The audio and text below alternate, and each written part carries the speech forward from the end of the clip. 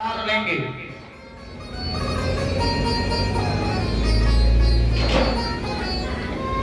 अब दीदी जो है भयभीत हो गई।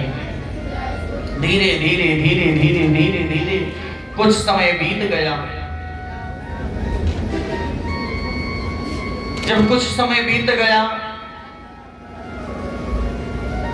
दोनों पुत्र आ गए दीदी के गर्भ में।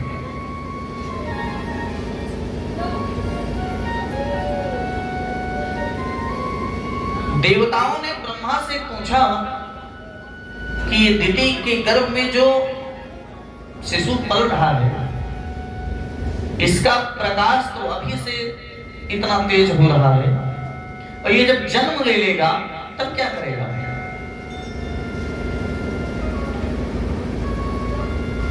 ब्रह्मा ने कहा, देखो ये कोई साधारण बालक नहीं है।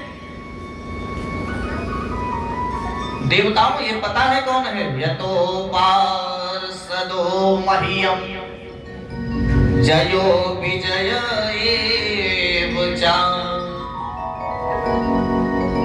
ये दोनों जो राक्षस बनकर आ रहे हैं, ये भगवान विष्णु के पार्षद हैं, जय और विजय। एक बार हुआ क्या कि सनक सनंदन सनातन सनत कुमार भगवान का दर्शन करने के लिए वैकुंठ धाम को गए। जय और विजय द्वार पर खड़े थे, रोक दिए, नहीं जा सकते, भगवान अभी शयन कक्ष में। जय और विजय ने कहा कि मेरे ही पिता से, सनक कुमारों ने कहा मेरे ही पिता से मुझे मिलने के लिए रोक रहे हो?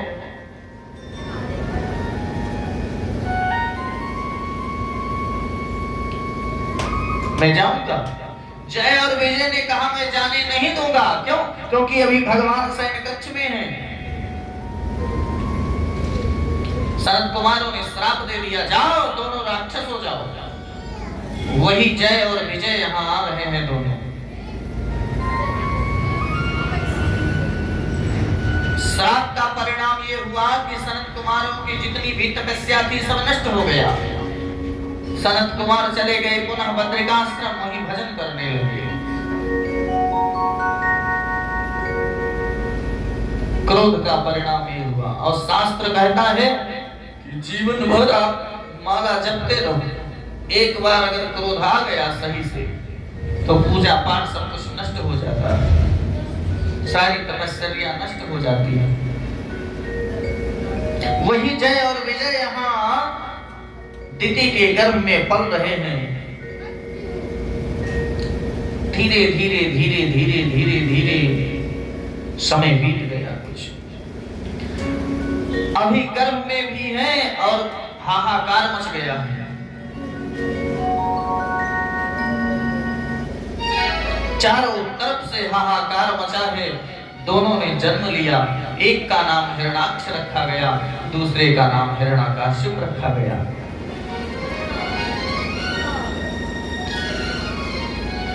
अब दोनों बहुत दुष्ट हुए। हिरण्याक्ष जैसे जन्म लिया तत्काल उड़ने लगा। धीरे धीरे धीरे धीरे उड़ते ही जा रहा था। इतने में नारद जी को देख लिया।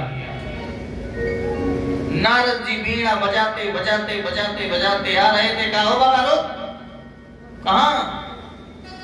ये बीड़ा ही बजाते रहते हो कि कुछ लड़ना झगड़ना भी आता है? नारद जी ने कहा, लगता है बड़ा दुष्ट आदमी है, कहीं मार वार दिया तो गड़बड़ा जाएगा। नहीं प्रभु, हमें कुछ लड़ना झगड़ना नहीं आता, बस बीड़ा बजाने जानता हूं।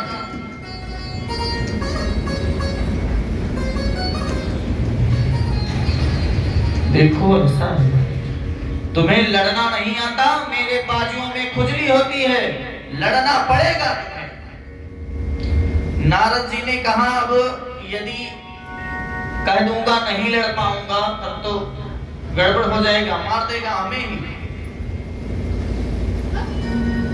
नारद जी ने कहा, देखो ऐसा है, यदि मैं लड़ ना सकूं और किसी अच्छे पहलवान का नाम बता दूं तो ठीक रहेगा। बोला हाँ जल्दी बताओ। क्यों? क्योंकि बाजुओं में खुजली होती है, जल्दी बताओ। नारद जी ने कहा देखो ऐसे जाना और आगे समुद्र से एक सूकर जो पृथ्वी को धारण करके बाहर निकल रहा है, बस उसी को छेड़ देना, ऐसी खुजली मिटेगी कि जीवन में कभी नहीं खुजली होगी। ठीक है। हिरणाक्ष चला। भगवान पृथ्वी को दाढ़ी पर धारण करके निकल रहे थे समुद्र से। निकल ही रहे थे, इतने में हिरणाक्ष पहुंच गया और रोक लिया, गाली देने लगा। बार बार भगवान ने इधर उधर करके छोड़ना चाहा कि ना मारना पड़े, लेकिन बार बार जब गाली देने लगा तब भगवान को गुस्सा आया और भगवान ने कहा आओ ग्राम सिंह, आओ ग्राम सिंह। अब जब ग्राम सिंह सुना तब और खुश हो गया। क्यों? क्योंकि मूर्ख व्यक्तियों को अपनी प्रशंसा सुनने में बहुत मजा आता है। दुष्ट व्यक्ति कभी झुक नहीं सकता। सूखी डाली कभी झुकती है नहीं। भगवान ने कहा आओ ग्राम सिंह। अब ग्राम सिंह किसको बोलते हैं? ग्राम सिंह बाघ बकरी बोलते हैं, ग्राम सिंह कुत्ते को बोला जाता है। लेकिन वो समझ नहीं पाया, वो सोचा कि हमें शेर बोल रहे हैं। दोनों में भयंकर युद्ध हुआ और धीरे धीरे कर कर भगवान ने एक चाटा उसके गले पर मारा, धड़ाम से सिर अलग हो गया। गोविंदाय नमो नमः। बोलिए कृष्ण कन्हैया लाल की जय। हिरणाक्ष का प्रभु ने वध कर दिया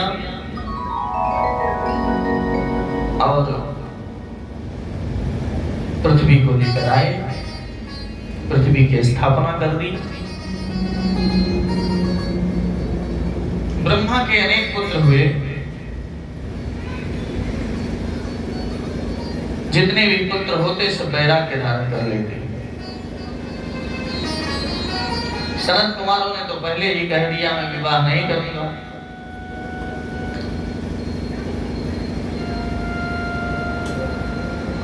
आगे चलकर ब्रह्मा जी को एक पुत्र हुआ जिसे हम कर्दम कहते हैं।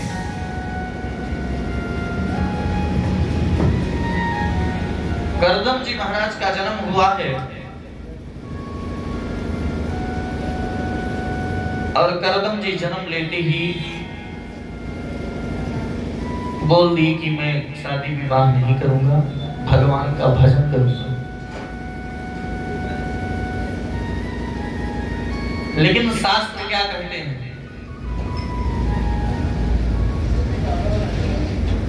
शास्त्र कहते हैं पहले ब्रह्मचर्य पालन करो, फिर गृहस्थ धर्म अपनाओ, उसके बाद साधु जीवन व्यतीत करो।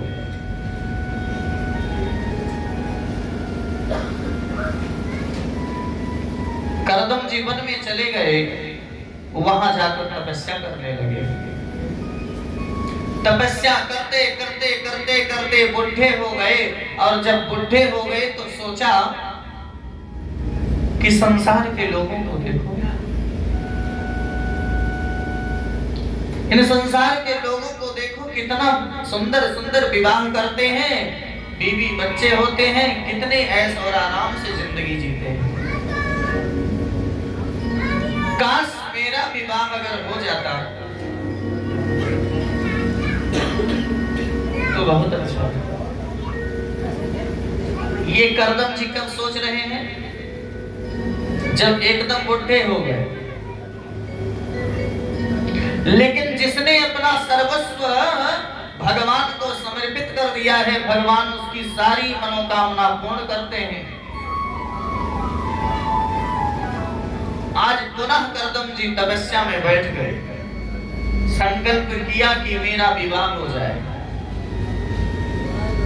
भगवान ने सोचा दुनिया के लोगों को देखो, कोई मुक्ति के लिए तपस्या करता है,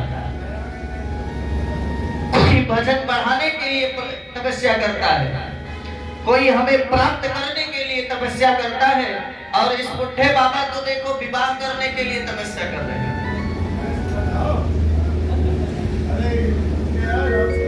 बड़ी विडंबना है।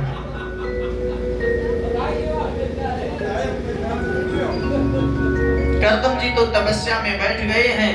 कुछ समय बीता है, भगवान ने आज सोचा कि कर्दम जी की मनोकामना पूर्ण कर दो। आज भगवान सीधे कर्दम जी के सामने जाकर खड़े हो गए और कहने लगे, क्यों बाबा जी आप विवाह करना चाहें? कर्दम जी अब क्या बोले?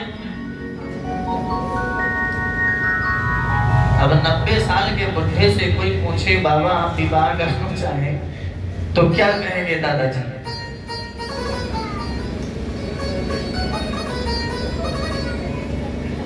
कर्दम जी ने कहा, नहीं प्रभु ऐसी कोई कामना नहीं है। भगवान ने कहा, देखो ऐसा है कि फालतू की बात मैं नहीं सुनना चाहता, मैं आपकी शादी पक्का कर रही हूं।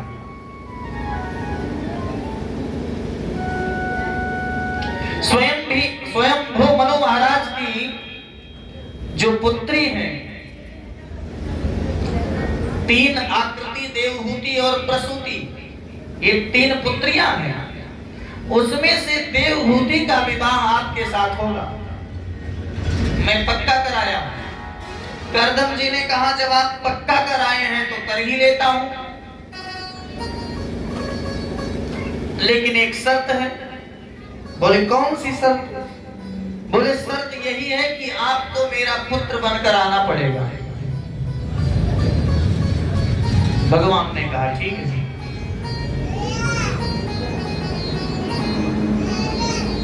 कर्दम जी महाराज आज स्वयं मनु महाराज की जो दूसरी पुत्री है देवहूति, देवहूति के साथ सुंदर विवाह संपन्न हो जाए। और वहां भी कर्दम जी ने कहा कि एक पुत्र होते ही मैं बन चला जाऊंगा। शादी संपन्न हो गई। देवहूति का हाथ पकड़कर कर्दम जी लेकर चले आए अपनी कुटिया में।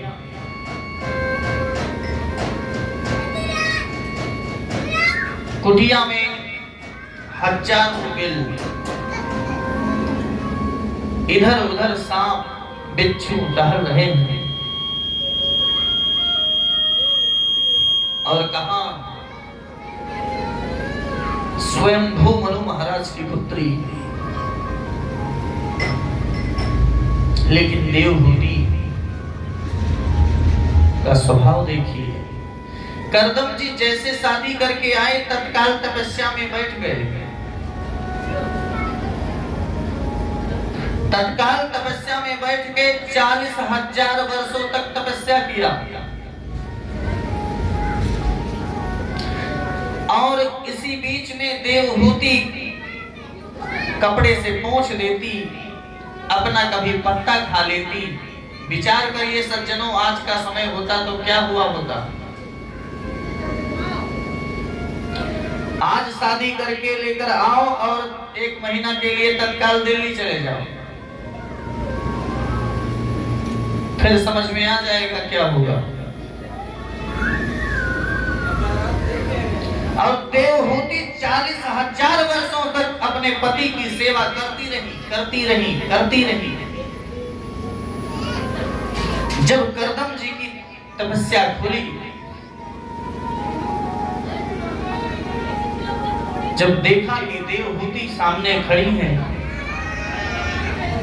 कहते हैं देवी तुम कौन हो, क्या परिचय है आपका?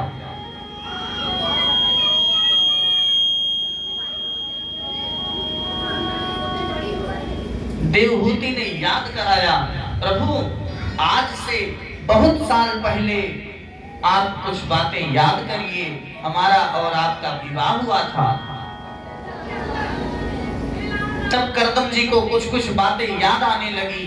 जब याद आने लगी तो कहते हैं, देवहूति से देवी क्यों यहाँ पड़ी रही, तुम्हें चले जाना चाहिए था अपने पिताजी के यहाँ। नहीं प्रभु, पत्नी का धर्म सर्वश्रेष्ठ वही है जो पति की सेवा करे, पति की आपत्ति विपत्ति में साथ दे, और मैं आपकी पत्नी कैसे छोड़कर चली जाती है। अच्छा देवी, नेत्र बंद करो। देवहूति ने जैसे नेत्र को बंद किया, इतने में एक सरोवर तैयार हो गया।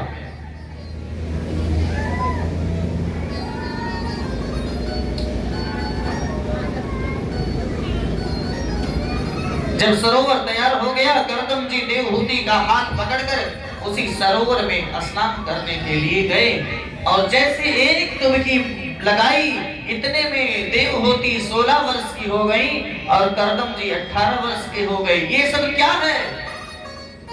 40,000 वर्षों का फल है, भगवान की कृपा है। जिसने सर्वस्व छोड़ दिया परमात्मा के लिए, उसी भगवान की कृपा है। सुंदर महल तैयार हो गया, दास दासियां हो गई, लेकिन पुत्र एक भी नहीं हुआ, पुत्री 9 हो गई। जब 9 पुत्री हो गई तो करदम जी विचार करने लगे कि अब भगवान आए नहीं,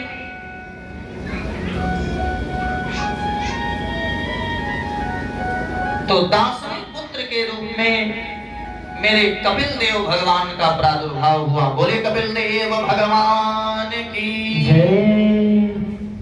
जैसे कपिल देव भगवान का प्रादुर्भाव हुआ, इतने में करदम जी महाराज प्रणाम करके और सीधे जंगल में चले गए।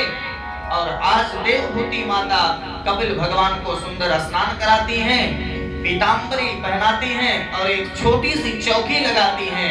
उसी चौकी पर भगवान को बैठा देती हैं और प्रश्न करने लगती हैं, प्रभु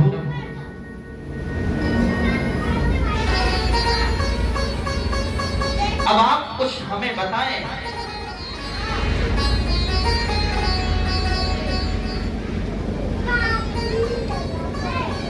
माता देवहूति ने कपिल भगवान से प्रश्न किया, निर्विण्य नितराम भूनम इंद्रियातर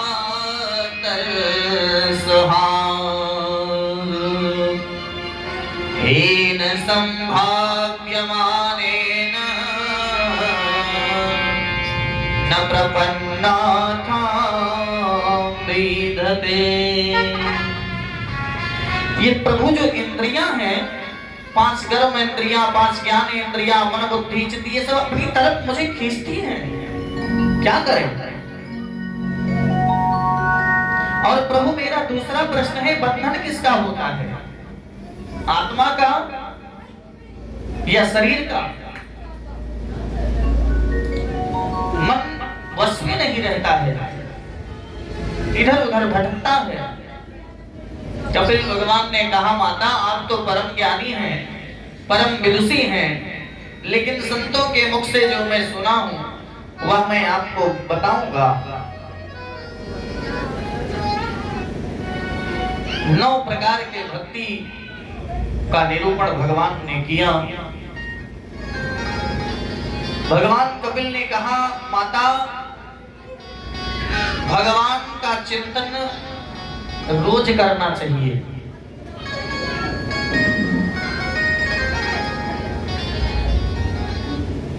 मुस्कुराते हुए भगवान का चिंतन करना चाहिए।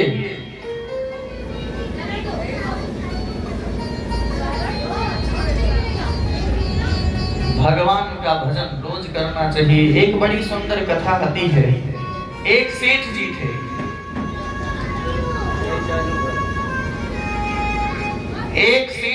जो कि बड़े कंजूस थे।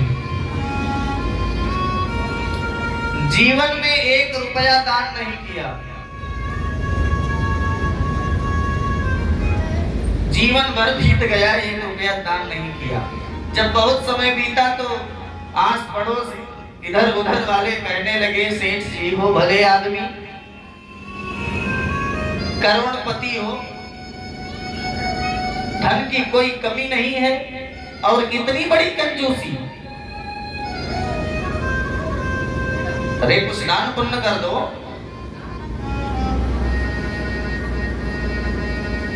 सेठ जी जान गए कि अब दान करना ही पड़ेगा, नहीं तो ये लोग कर के मार डालेंगे।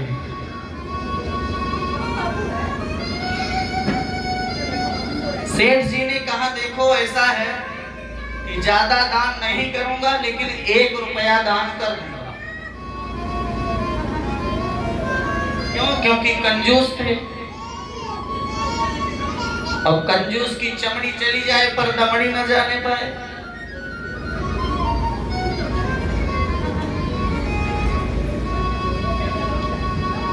अब कहे कि 1 रुपया दान कर दूंगा, पड़ गया उस दिन शनिवार, अपने तिजोरी में गए और 1 चांदी का सिक्का निकाला और हाथ में रखा, हाथ में रखकर मंदिर की ओर जाने लगे। अब मंदिर में लगी थी बहुत भीड़, मंदिर में इतनी भीड़ लगी थी कि बहुत बड़ी लाइन थी, लाइन के पीछे खड़े थे